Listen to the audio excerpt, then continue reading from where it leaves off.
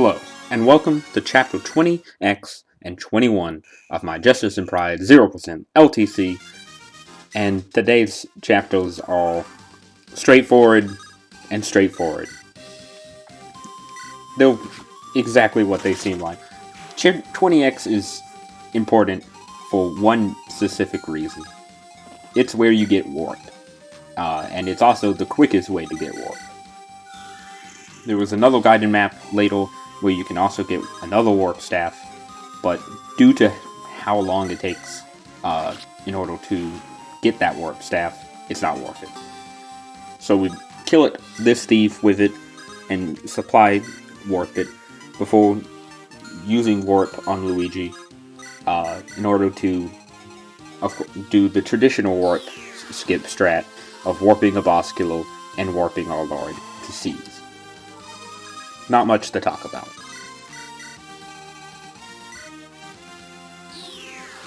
The boss is quite dangerous, but it's a one-turn strat, so we're able to just rig it if need be.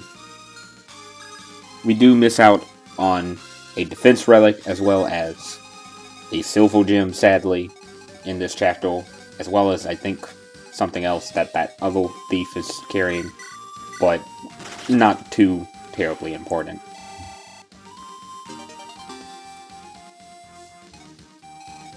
And that's Chapter 20X completed in one turn. And we get to move on to Chapter 21, a chapter that I have so much to talk about with. Well, saying that isn't completely accurate. Chapter 21 is another route map. And if you remember last chapter, Chapter 20, you may know just how much I love route maps. But first I need to show that we're buying a fire tone for Luigi, because we want to feed him some more EXP and kills, because we need him to get the 30 magic in the relative future. And you also get to see that, just like with Chapter 20, I'm putting this whole chapter on ×2 speed. There's not a lot to talk about here. We use Theodora, Orwin, and Nestor to our full advantage, as well as just a lot of use of Prototype, the Brave, Revo Tome, we've talked about before. And I also should talk about our newest recruit that we get in this map, our last Pegasus Knight, Terra. Terra is extremely good. She starts with 20 speed, 17 strength, and good all-around other stats. For obvious reasons, she is extremely useful. She has Darting Blow already. Sadly, she isn't a Harriel, so that means we can't use magic with her, so she has swords and lances, and has good base ranks in both.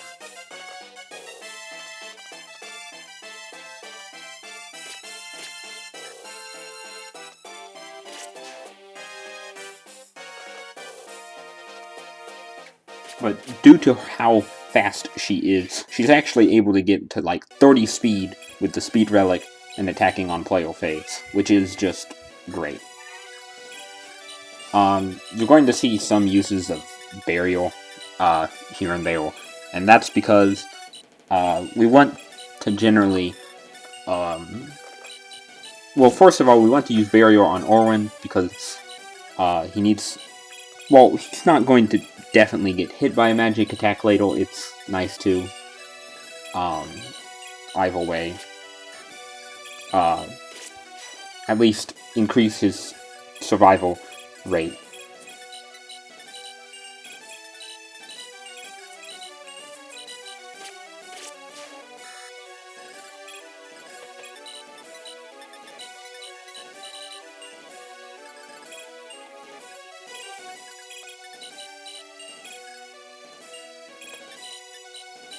A lot of trading is done in this chapter, and I'm not going to explain a lot of it, because as in Chapter 20, a lot of it is just trading seals around.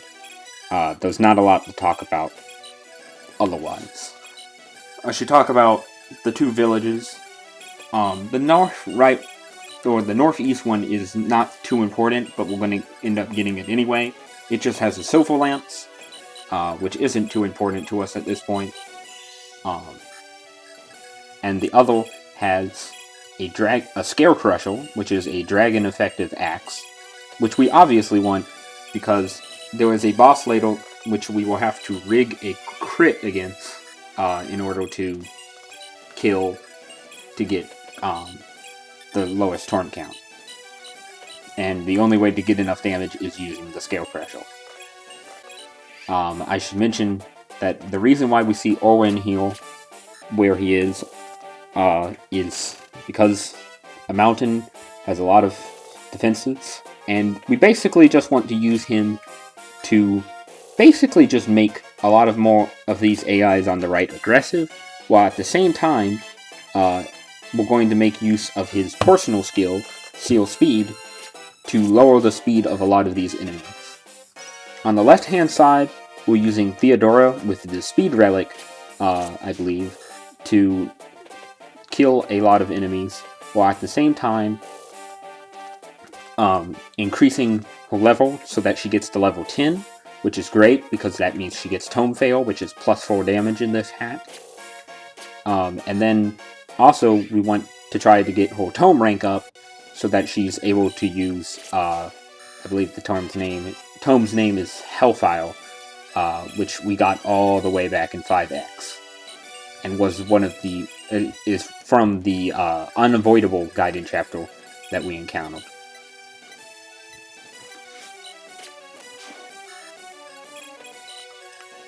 From here, we're going to have Nestor and Orwin actually start going south.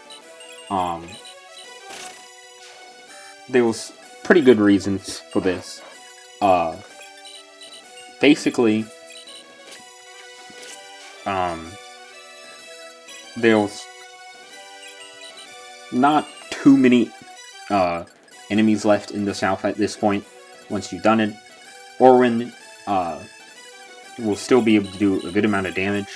If you're lucky enough, after a physic use on him, if he is hurt at all, he will still have a little less health than full, which you want because he has Fiery Blood, I believe is the skill's name, which increases his damage by 4 or something when he doesn't have max HP, which is obviously just really useful.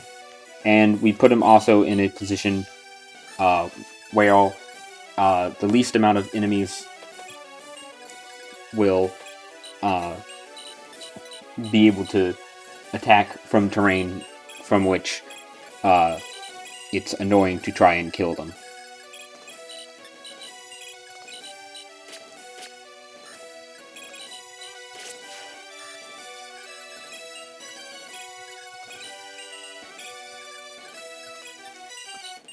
Then we use this following turn to use Theodora yet again to kill more enemies.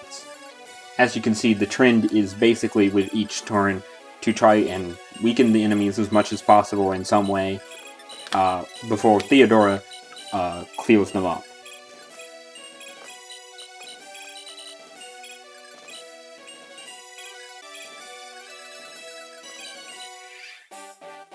Terra was getting rid of, in the northeast corner, of what I'd consider probably the most dangerous enemy. Oh, well, the second most annoying enemy, I'd say. And that's a bishop that's just super out of the way, that doesn't ever have aggressive AI, and it's just annoying to kill.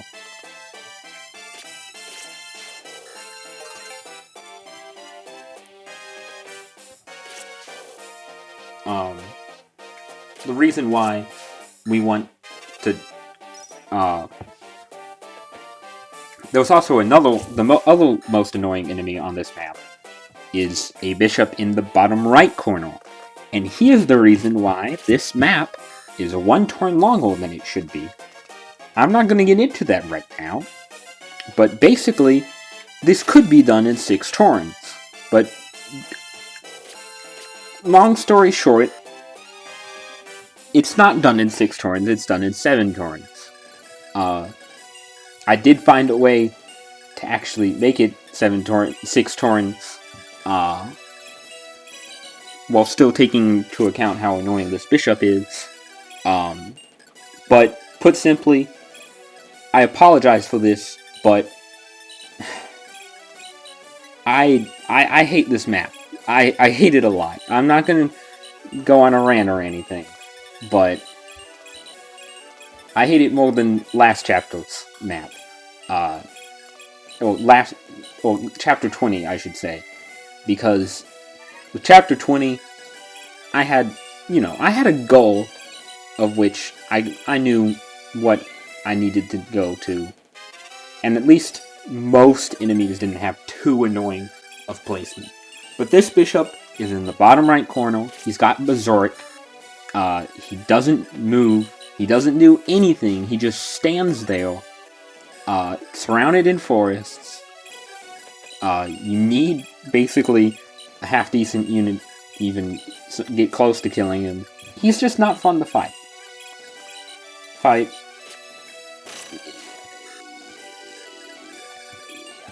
I'm not redoing this whole map just because of him.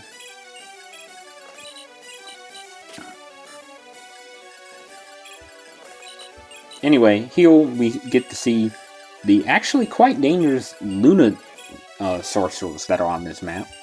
There are 3 of them. One of their Lunas is droppable, which is nice, but not really too required or anything.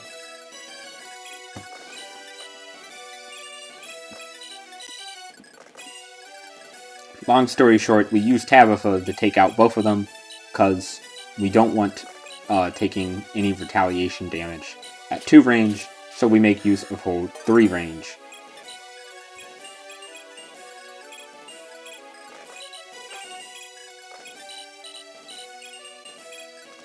Heal, for some reason I traded those seals away. I have no idea why.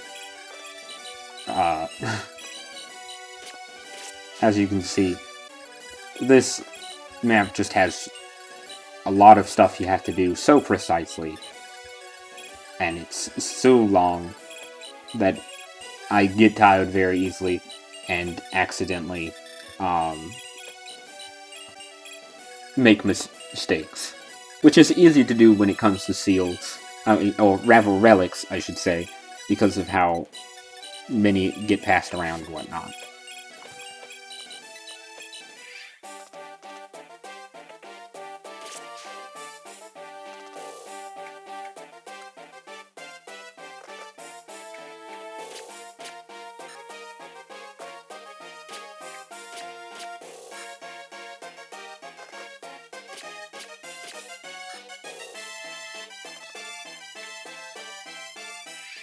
So after what is probably the least reliable enemy phase in this Cleo, we make more use of everyone, and here we get to see Nesto trying to go and set up to kill that bishop on the next turn, while also circumventing some reinforcements that pop up, which make this map even more fun, because there was, for some reason, just a lot of there's a lot of reinforcements in this map if you go on long. Thankfully, in this Cleo, I never have to see them. But, put simply, they're quite annoying.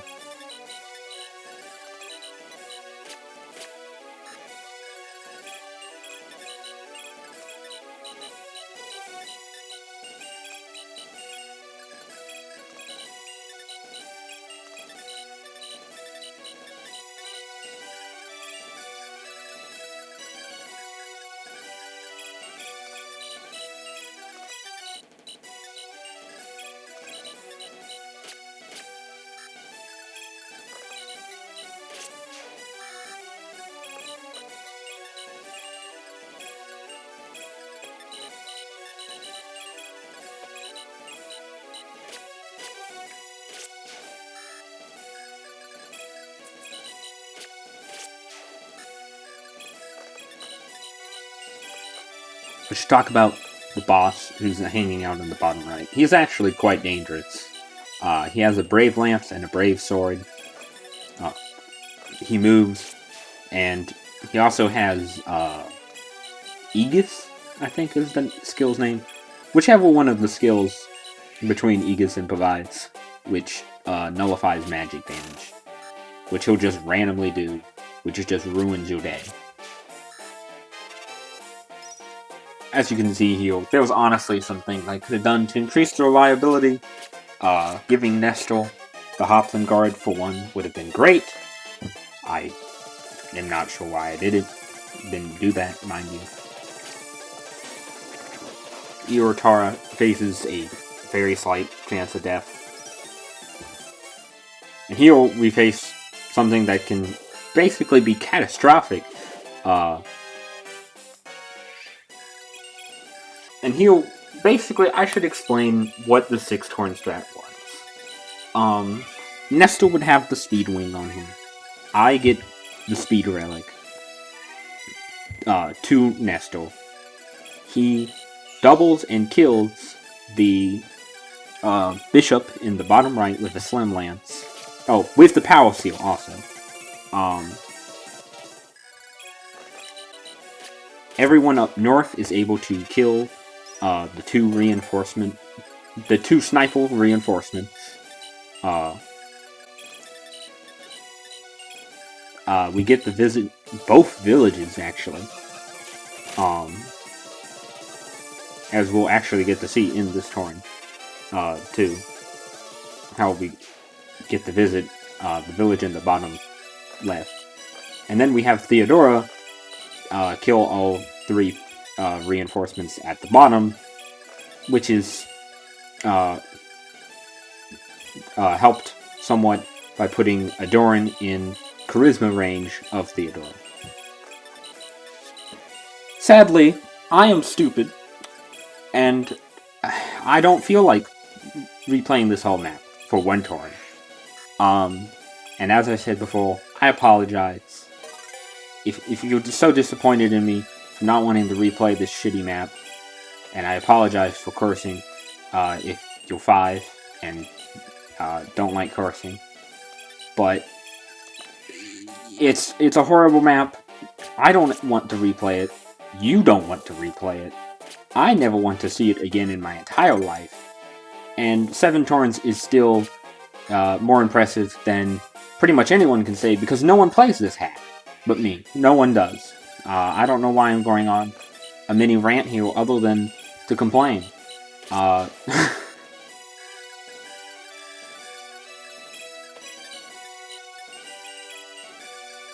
Sorry, at this point in the video, I went on a little bit of a rant that made me sound like I'm an asshole. So I'm going to cut it out of the video. Hope you guys enjoyed this video. Even if it's a crappy route map.